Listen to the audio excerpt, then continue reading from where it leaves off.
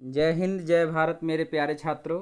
आज भी हम आपके लिए formula sheet IIT JEE NEET के लिए जो इम्पोर्टेंट है उसको ध्यान में रखते हुए लेके आए हैं। ज़्यादा समय को बर्बाद नहीं करते। क्वेश्चन सारे फार्मूले को जो है एकदम स्नैपशॉट बना के रखा गया है और आपको जो है इसको टू द पॉइंट आपको समझाया जाएगा और एक बेटर कॉन्सेप्ट मिलेगा। एक बात आपसे कहना था कि अगर चैनल पर आप नए हैं तो उसे लाइक शेयर एंड सब्सक्राइब करना नहीं भूलना है। देखिए, जो भी इसमें ज्ञान मिलेगा आपको बढ़िया ज्ञान मिलेगा।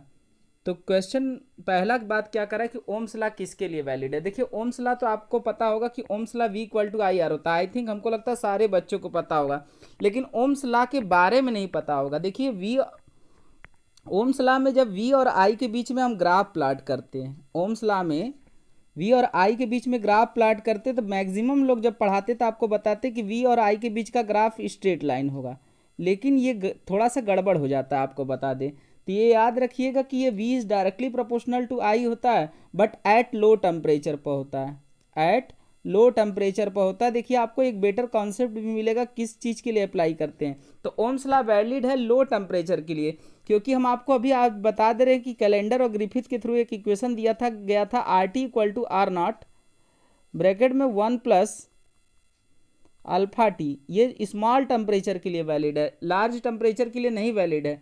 अगर लार्ज टेम्परेचर के लिए लेके चलेंगे तो इनवैलिड हो जाएगा। और ओम्स लॉ केवल और केवल मेटल के लिए लग सकता है, नॉन मेटल के लिए आप अप्लाई नहीं कर सकते। Ohm's law is only allowed for the metal, not for semiconductor and not for insulator. Ohms law का यूज जब भी आप करेंगे तो केवल और केवल कंडक्टर के लिए करेंगे। तो इस तरीके से ये सारी बातें, देखिए आप हमारे साथ बैठ रहे हैं तो उसे पेन और कलम ले करके बैठिएगा कि ओम्स लॉ जब भी अप्लाई करते हैं तो केवल कंडक्टर के लिए आप अप्लाई कर सकते हैं, ना तो इंसुलेटर के लिए कर सकते हैं और ना ही सेमीकंडक्टर के लिए अप्लाई कर सकते हैं। और वो भी ओम्स लॉ जो वैलिड होगा, मतलब ओम्स लॉ में जो V और I के बीच का जो ग्राफ होगा वो स्ट्रेट लाइन होगा, बट एट लो टेम्परेचर पर होगा, क्योंकि हाई टेम्परेचर पर ये एक क्वाड्रेटिक इक्वेशन देने लगता है।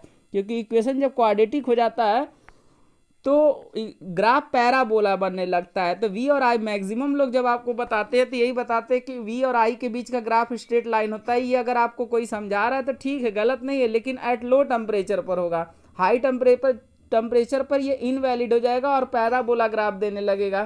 तो इसलिए याद रखिएगा कि ओम्स लॉ में V और I के बीच का जो ग्राफ होगा स्ट्रेट लाइन होगा, लेकिन एट लो टेम्परेचर पर होगा। हाई टेम्परेचर पर V और I के बीच का ग्राफ जो स्ट्रेट लाइन होगा फेल्ड हो जाएगा। चलिए इसको लिख लीजिएगा। दूसरे पॉइंट पर हम लोग ध्यान देते हैं कि दूसरा पॉइंट क्या है। दूसरे पॉइंट पर आते हैं, ध्यान देते हैं क्या है दूसरा वाला पॉइंट। तो अब हमको मिटाना पड़ेगा। दूसरा वाला पॉइंट पर ध्यान देते हैं कि दूसरा वाला पॉइंट क्या करे। Current density. देखिए, करंट डेंसिटी, करंट आपका एक स्केलर क्वांटिटी होता है, जबकि करंट डेंसिटी जो होता है एक वेक्टर क्वांटिटी होता है। करंट डेंसिटी अगर आपको जब निकालना होगा तो करंट डेंसिटी जो है आप integration of I into D A से आप फाइंड कर सकते हैं।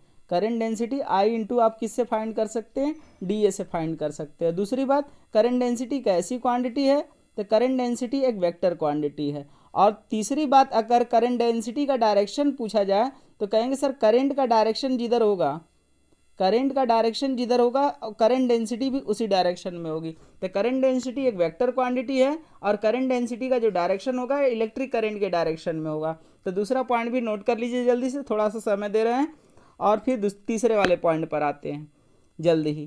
तो दूसरे वाले पॉइंट को नोट करके चलिएगा कि करंट डेंसिटी का डायरेक्शन जो होता है हमेशा इलेक्ट्रिक करंट के डायरेक्शन में होता है और करंट डेंसिटी एक वेक्टर क्वांटिटी है। तीसरे वाले पॉइंट पर आते हैं कि तीसरा वाला पॉइंट क्या कर रहा है कि इलेक्ट्रिक करंट। देखिए, इलेक्ट्रिक करंट और ड्रिफ्ट वेलोसिटी के बीच में एक रिलेशन होता है, आई बराबर A N E V D होता है। ए आपका एरिया है, ए क्या है, एरिया है। एन नंबर ऑफ इलेक्ट्रॉन है, नंबर ऑफ इलेक्ट्रॉन है। और इसके बाद वीडी आपका ड्रिफ्ट वेलोसिटी है। वीडी क्या है आपका, ड्रिफ्ट वेलोसिटी है। और ड्रिफ्ट वेलोसिटी का जो ऑर्डर होता है बेटा, इसको रखिएगा, बहुत सारे एग्जाम में पूछा गया है। 10⁻⁻⁴ मीटर पर सेकेंड होता है। ड्रिफ्ट वेलोसिटी का जो ऑर्डर होता है वो 10⁻⁻⁴ मीटर पर सेकेंड का होता है। तो ड्रिफ्ट वेलोसिटी का ऑर्डर याद रखिएगा 10⁻⁻⁴ होता है। और ड्रिफ्ट वेलोसिटी एक्चुअल में है क्या, drift velocity is the average velocity of electron होता है।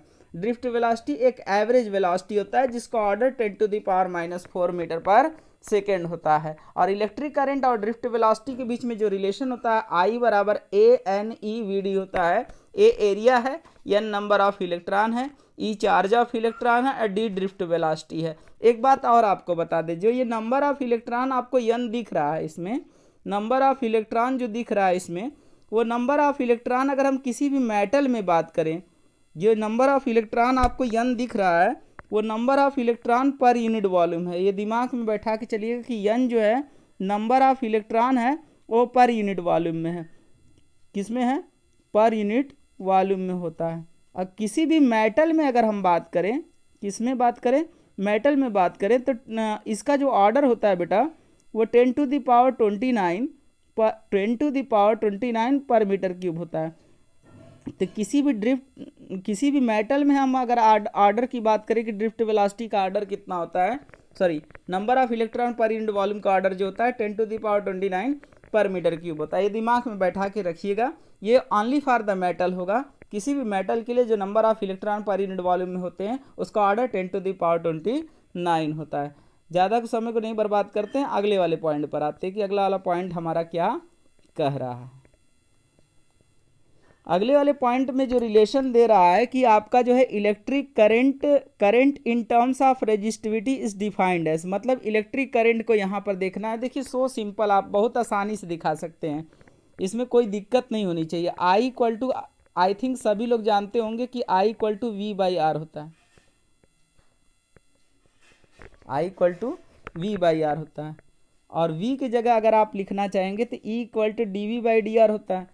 तो इसको अगर हम लिखना चाहेंगे तो E इंटू L भी लिख सकते हैं और इसको जो है ρL अपॉन A भी लिख सकते हैं। तो देखिए L से L कैंसिल हो जाएगा तो इलेक्ट्रिक करंट जो हो जाएगा आपका EA अपॉन रो हो जाएगा। तो ये जो चौथा वाला पॉइंट है उसी को समझाया जा रहा है, केवल लिखवाया नहीं जा रहा, आपको समझाया जा रहा है। तो EA अपॉन क्या हो जाएगा? रो हो जाएगा। ये करंट जो है रजिस्टिविटी के टर्म में आएगी कि क्या होगा रजिस्टिविटी के टर्म में, तो इसको नोट करके चलिएगा। ओम्स लॉ को अप्लाई करके ये निकाला गया है। आपको जो है इसको टू द पॉइंट समझाया गया है और यहाँ पर एक्सप्लेन कर दिया गया है, मतलब छोटे पार्ट में भी है और एक्सप्लेन के साथ भी है, तो सब कुछ रखते चलिएगा। बढ़ते हैं अगले वाले पॉइंट पर, बात करते हैं कि अगला वाला पॉइंट क्या कर रहा है। अब अगले वाले पॉइंट पर देखें तो इलेक्ट्रिक करंट I बराबर आप लोग को बता ही चुके हैं कि ANEVD होता है। तो VD बराबर अगर हम पूछेंगे कि क्या होगा तो I/ANE हो जाएगा। ये इलेक्ट्रिक करंट और ड्रिफ्ट वेलोसिटी के बीच में रिलेशन होता है। तो इस तरीके से ये भी पॉइंट हम लोग आसानी से देख लिए। अब इसमें हमको देखना है कि अगर कोई भी चार्ज पार्टिकल अगर किसी भी कंडक्टर को पास करना चाहता है तो कितने समय में उसको पार कर जाएगा। ये पॉइंट है, बहुत ही अच्छा है। इस पर क्वेश्चन आपके JEE मेन और नीट में भी आया है कि कैसे पार करेगा। तो एकदम सो सिंपल है इसको निकालना, कोई टफ की बात नहीं। टाइम इक्वल टू आप लोग जानते होंगे कि डिस्टेंस अपॉन स्पीड होती है। तो L अपॉन VD आप लिख सकते हैं, L अपॉन VD लिख सकते हैं और L अपॉन VD की जगह I/ANE लिख सकते हैं, I/ANE रख सकते हैं। तो ANE रख सकते तो वही वहाँ पर देखिए रखा है ANE, L अपॉन क्या हो जाएगा? I हो जाएगा। तो इस तरीके से इसको समझा भी दिया गया। आगे बात करते हैं कि आगे क्या कह रहा है। एक बात और इसमें याद रखिएगा कि जो हमारा ड्रिफ्ट वेलोसिटी का आर्डर है, ये कई बार एग्जामों में पूछा गया है। ड्रिफ्ट वेलोसिटी का जो आर्डर होता है वो 10⁻⁻⁴ मीटर पर सेकेंड होता है। अगला कह रहा है कि करंट डेंसिटी और ड्रिफ्ट वेलोसिटी के बीच में क्या रिलेशन होता है। देखिए यहाँ पर थोड़ा सा अगर आप वेक्टर फॉर्म में लेके चलेंगे तो J बराबर होता है -NEVD। माइनस सिंबल यही बताता है, यहाँ पर जो माइनस लगाया गया इसका मतलब ये होता है कि जो ड्रिफ्ट वेलोसिटी अगर इस डायरेक्शन में होगी तो करंट डेंसिटी इस डायरेक्शन में होगा। तो करंट डेंसिटी का डायरेक्शन जो होता है वह ड्रिफ्ट वेलोसिटी के जस्ट अपोजिट डायरेक्शन में होता है। ये हमारा वेक्टर फॉर्म में है। अगर आप वेक्टर फॉर्म में नहीं लिखना चाहते तब J बराबर आप यूज़ कर सकते हैं NEVD। ये दिमाग में बैठा के चलिएगा। अगर आप वेक्टर फॉर्म में नहीं लिखेंगे तब आप जे बराबर NEVD लिखिए। अगर आप वेक्टर फॉर्म में लिख रहे हैं तब यहाँ आपको माइनस लगाना पड़ जाएगा, और माइनस सिंबल यही बता रहा है कि जो करंट डेंसिटी का डायरेक्शन होगा वह ड्रिफ्ट वेलोसिटी के जस्ट अपोजिट डायरेक्शन में होगा। आगे बढ़ते हैं। अगला वाला पॉइंट क्या कर रहा है कि मोबिलिटी क्या है। देखिए एक बात और यहाँ पर समझाना है, पॉइंट 8 को देखते हैं कि ये पॉइंट 8 हमारा क्या कर रहा है।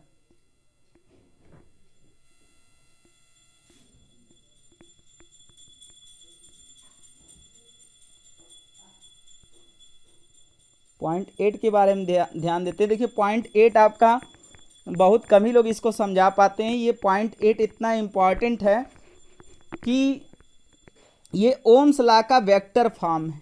जे इक्वल टू अगर हम कहीं लिखते हैं सिग्मा इंटू ई, ये इस बार आपके ये आपके IIT JEE इसमें भी पूछा जा चुका है, लेकिन इस बार के UP PGT में ये क्वेश्चन था। This is the vector form of Ohm's law, this is the vector form of Ohm's law. तो ओम्स लॉ का ये वेक्टर फॉर्म है।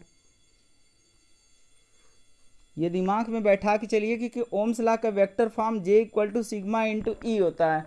और आप एक बात और, जब बात उठी गई थी ये ओम्स लॉ का वेक्टर फॉर्म है, लेकिन जब ओम्स लॉ का आपको स्केलर फॉर्म पूछा जाएगा कि ओम्स लॉ का स्केलर फॉर्म क्या होगा, तो ओम्स लॉ का अगर आपसे स्केलर फॉर्म पूछा जाएगा, कौन सा फॉर्म, स्केलर फॉर्म पूछा जाएगा, तो R इक्वल टू V/I होता है और बराबर होता है ml/ANE square tau, ANE square tau. तो ये ओम्स लॉ का स्केलर फॉर्म होता है। और ओम्स लॉ का जो वेक्टर फॉर्म होता है अभी आपको बताएं कि जे equal to sigma into E होता है, जो कि इस साल अभी UP PGT के 2021 वाले एग्जाम में पूछा हुआ क्वेश्चन था। ये ज़्यादा समय को बर्बाद नहीं करते हैं, अगले वाले पॉइंट पर आते हैं कि अगला वाला पॉइंट क्या कह रहा है।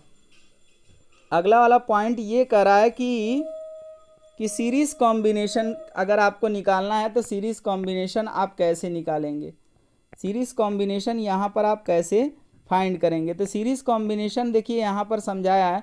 सीरीज कॉम्बिनेशन का फार्मूला तो आपको पता ही होगा कि सीरीज कॉम्बिनेशन RS बराबर R1 प्लस R2 अब प्लस R3, इसी तरह बढ़ाते जाएंगे और डॉट डॉट डॉट RN तक चला जाएगा। तो ये याद रखिएगा, कभी कभी ये पूछा जाता है कि कौन से कॉम्बिनेशन में रेजिस्टेंस को रखें कि रेजिस्टेंस की वैल्यू मैक्सिमम मिल जाए। तो सीरीज कॉम्बिनेशन में ही आप अगर रखेंगे तो उस कंडीशन में जो इक्विवेलेंट रेजिस्टेंस होगा किसी भी सर्किट का जो इक्विवेलेंट रेजिस्टेंस होगा उस समय सबसे ज़्यादा मैक्सिमम मिलेगा। पैरेलल में मिनिमम मिलता है और सीरीज में मैक्सिमम रेजिस्टेंस, अर्थात किसी भी सर्किट में आपको इक्विवेलेंट रेजिस्टेंस आपको हाई चाहिए, इक्विवेलेंट रेजिस्टेंस हाई चाहिए तो आपको सीरीज कॉम्बिनेशन अप्लाई करना पड़ेगा। अगर इक्विवेलेंट रेजिस्टेंस आपको लो चाहिए तो आपको उस समय पैरेलल कॉम्बिनेशन यूज़ करना पड़ेगा। बढ़ते हैं अगले वाले पॉइंट पर। अगर हम ध्यान देते हैं कि अगला वाला पॉइंट देखिए, हमने आपके यहाँ पर एक ट्रिकी मेथड से समझाया है कि इस तरह का क्वेश्चन अगर कहीं रहेगा तो आप कैसे सॉल्व करेंगे। इस तरह का क्वेश्चन अगर आपको दे दिया जाए, चलिए हम डायग्राम के थ्रू आपको समझा दे रहे हैं कि यहाँ पर एक क्वेश्चन हम दे दे रहे हैं, दो रेजिस्टेंस है आपके पास और दोनों को हमने एक क्या कर दिया, 20 वोल्ट की बैटरी से जोड़ दिया और ये 2 ओम का रेजिस्टेंस है और ये 3 ओम का रेजिस्टेंस है। अब इस तरीके से इसको सर्किट को हमने क्लोज कर दिया। अब अगर हमें V1 निकालना है, इसके क्रॉस V1 दे देते हैं, इसके क्रॉस V2। तो V1 निकालना है तो आप V लिख लीजिए और फिर आप यहाँ पर क्या कर लीजिएगा, V लिखने के बाद R1/R1 प्लस R2, तो 2/5, तो 5 चौक के 20 और 4 दूना के कितना हो जाएगा, 8 वोल्ट। तो इस तरीके से हम 8 वोल्ट जब पहला हो जाएगा, 8 वोल्ट पहला हो जाएगा, तो इसी तरह दूसरा जब आपको निकालना होगा तो वो आपका 12 वोल्ट आ जाएगा। तो इस तरीके से जब दूसरी वैल्यू आप निकालेंगे तो दूसरा क्या आ जाएगा, पहला 8 वोल्ट आ गया। तो V2 जब आपको निकालना होगा तो V2 कैसे निकालेंगे, V2 इक्वल टू हो जाएगा, V कर लीजिए और ऊपर रख लीजिए R2 अपान R1 प्लस R2 रख लीजिए। तो देख लीजिए V आपका कितना है, 20 वोल्ट है, और ऊपर 3/5, तो ये हो जाएगा 5 चौक के 20, 4 कर 4 3 12 वोल्ट आ जाएगा। तो 12 8 20 तो होता ही है। तो इस तरीके से ये ट्रिकी मेथड है जिसके थ्रू आप आसानी से यहाँ पर वैल्यू को क्या कर सकते हैं, कैलकुलेट कर सकते हैं। बढ़ते हैं आगे वाले पॉइंट पर ध्यान देते हैं कि अभी आपको समझाया हमने कि अगर पैरेलल कॉम्बिनेशन अगर आप यूज़ करते हैं तो पैरेलल कॉम्बिनेशन में इक्विवेलेंट रेजिस्टेंस बहुत कम होता है। तो पैरेलल कॉम्बिनेशन अगर मैं आपसे पूछूं कि पैरेलल कॉम्बिनेशन में क्या होगा, तो पैरेलल कॉम्बिनेशन में 1/RP इक्वल टू जो होता है 1/R1 अब प्लस 1/R2 अब plus dot dot dot dot 1/RN होता है। तो वही यहाँ पर समेशन यूज़ कर दिया गया है। और एक बात और, जैसे अगर हम मैंने कह दिया कि R1 बराबर R2 बराबर R3 बराबर डॉट डॉट RN बराबर R है, तो उस समय RP आपका निकल जाएगा R/N से निकल जाएगा। इक्विवेलेंट रेजिस्टेंस फाइंड करने का ये मेथड है। अब इसमें करंट अगर आपको निकालना है तो सिंपल तरीके से अगर आप यहाँ पर निकालना चाहेंगे तो आसानी से निकाल सकते हैं। जैसे अगर हमने आपको 2 रेजिस्टेंस दे दिया, पहला हमने 2 ओम दे दिया और दूसरा 3 ओम दे दिया। अब इसको पैरेलल कॉम्बिनेशन में हमने जोड़ दिया आपको। यहाँ पर हमने अमाउंट दे दिया करंट का अमाउंट दे दिया 6 एम्पियर हमने यहाँ पर करंट दे दिया। ठीक, अब यहाँ पर 1 ओम का रेजिस्टेंस है और यहाँ पर 2 ओम का रेजिस्टेंस है। इसको हमने मान लिया R1 है और इसको मान लिया R2 है। तो आप आसानी से यहाँ पर कर सकते हैं। अगर करना चाहेंगे तो कैसे करेंगे, I1 जब निकालना होगा तो I1 के जगह आप लिखेंगे R2। तो R2 आपका I1 इज इक्वल टू, पहले I लिख लीजिए और फिर लिख लीजिए R2 अपान R1 प्लस क्या कर लीजिए, R2 कर लीजिए। तो इस तरीके से आप यहाँ पर जब अप्लाई करेंगे तो I कितना है 6 है, R2 कितना है 2 अपान दोनों का एडिशन 3, तो 3 और ये कट जाएगा तो 2, तो I2 हो जाएगा 4 एम्पियर। I2 कितना आ जाएगा, 4 एम्पियर आ जाएगा। ये I1 निकालें तो I1 4 एम्पियर की जाएगी।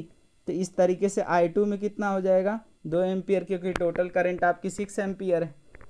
तो इस तरीके से ये ट्रिकी मेथड है कि मतलब जिसके क्रॉस आपको निकालना होगा वो रेजिस्टेंस नया यूज़ करके उसके नीचे वाला रेजिस्टेंस यूज़ करते हैं। अर्थात अगर आप R1 रेजिस्टेंस के क्रॉस करंट निकालना चाहते हैं तो आपको रेजिस्टेंस R2 वाला ऊपर रखना पड़ेगा। ये दिमाग में बैठा के चलिएगा, ये ट्रिकी मेथड है। किरचॉफ का ये जो है, किरचॉफ का ये करंट लॉ है। ये किरचॉफ का कौन सा लॉ है, KCL लॉ बोलते हैं इसको, Kirchhoff current law. Kirchhoff current law में यही बोला गया था कि समेशन ऑफ I बराबर क्या होता है, 0 होता है। Incoming current at the junction is equal to the outgoing current from the junction. Summation of I बराबर 0 होता है, मतलब आने वाली करंट जाने वाली करंट के बराबर होती है। तो ये दिमाग में बैठा के चलिएगा। और जब यहाँ पर जब हम KVL लेके चलेंगे, अगर हम KVL लेके चलते हैं, अगर हम KVL लेके चलते हैं तो समेशन ऑफ V बराबर 0 होता है। दिमाग में बैठा के चलिएगा, किरचॉफ वोल्टेज लॉ। एक बात और, KCL की अगर बात करें तो KCL मतलब किरचॉफ करंट लॉ जो है, किरचॉफ करंट लॉ जो हमारा KCL काम करता है, KCL काम करता है कंजर्वेशन ऑफ चार्ज पे। ये बहुत सारे एग्जाम में पूछा गया है कि किस पर काम करता है, तो याद रखना है आपको कि किस पे काम करता है आपका